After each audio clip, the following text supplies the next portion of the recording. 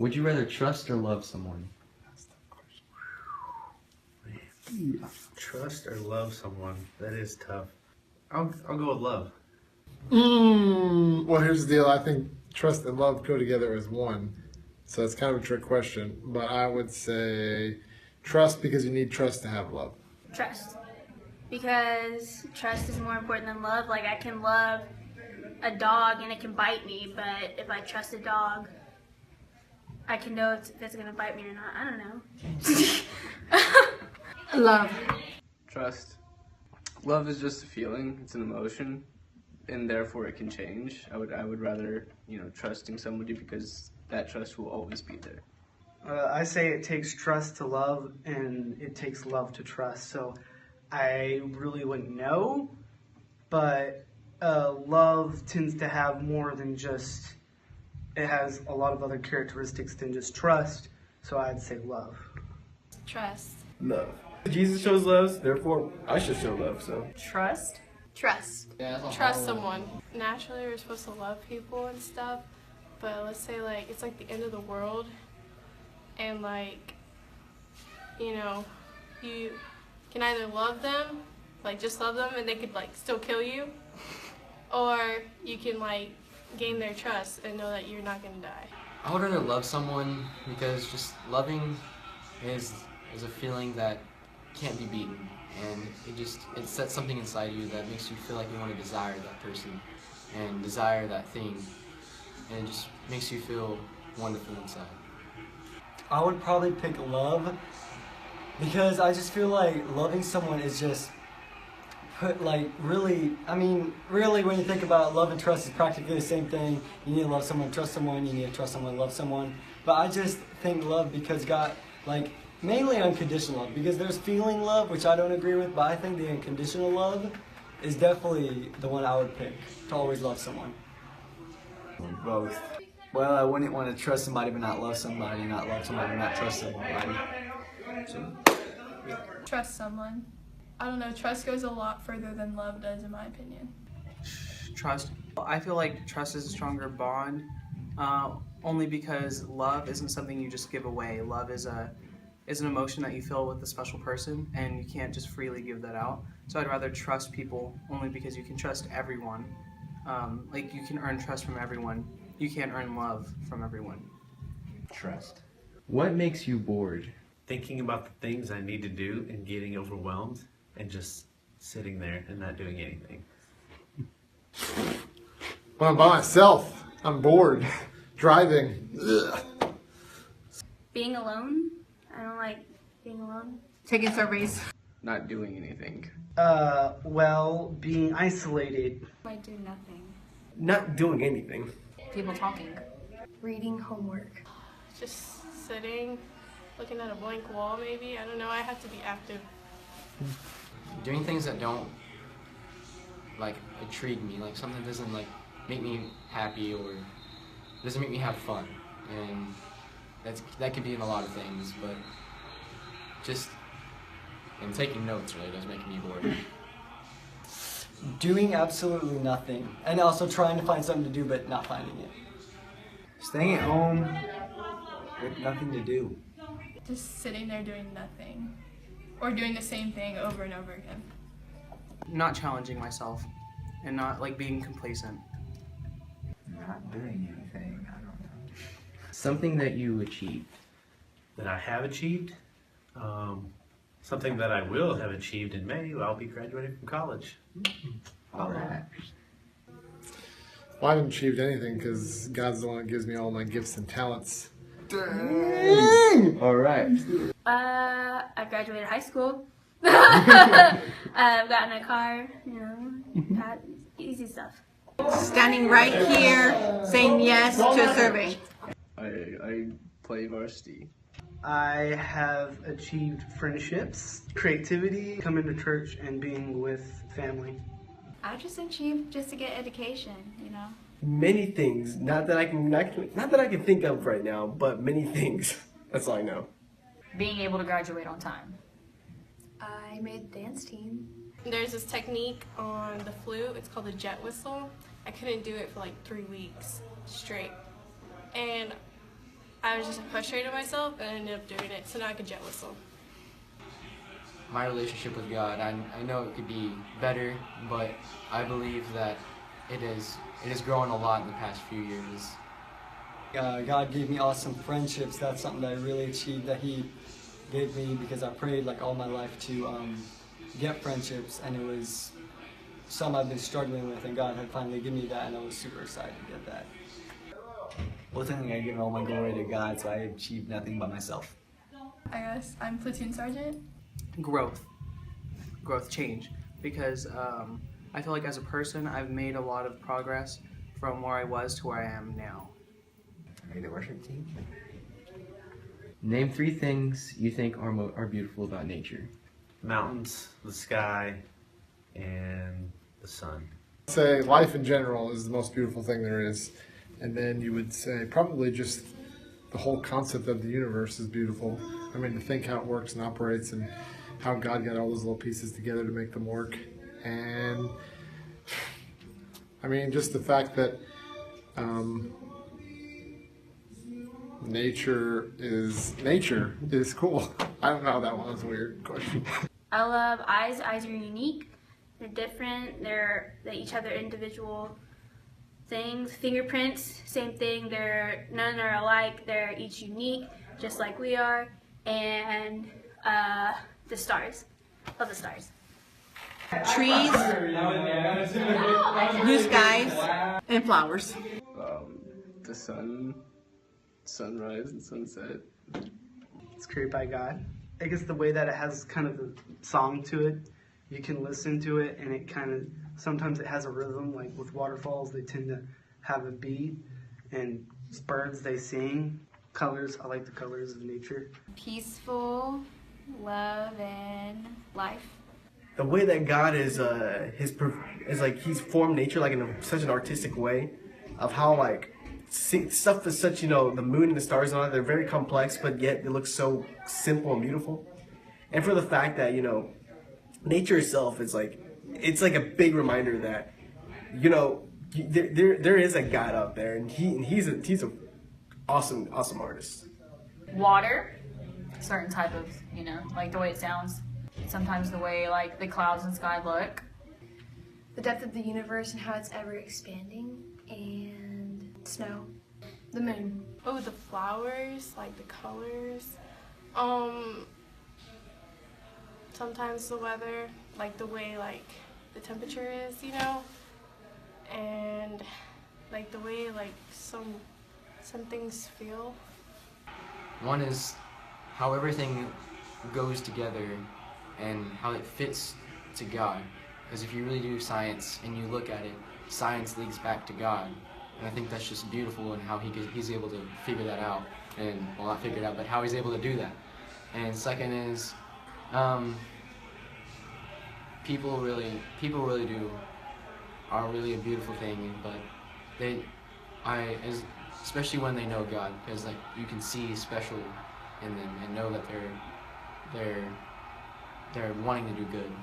And third is probably family, because family is important. You can have family with anything. People, because I think God made a wonderful thing. When you think about it, we're just like the likeness of God, and just made just like Him. And also we all have different capabilities. All of us have different fingerprints. That's what I think. Next one would be animals. Ever since I was little, I always loved animals. They're just beautiful creatures. And then I just love the universe that God made.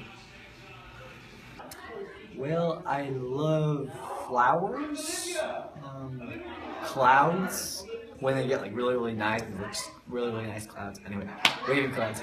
Anyway, and I really like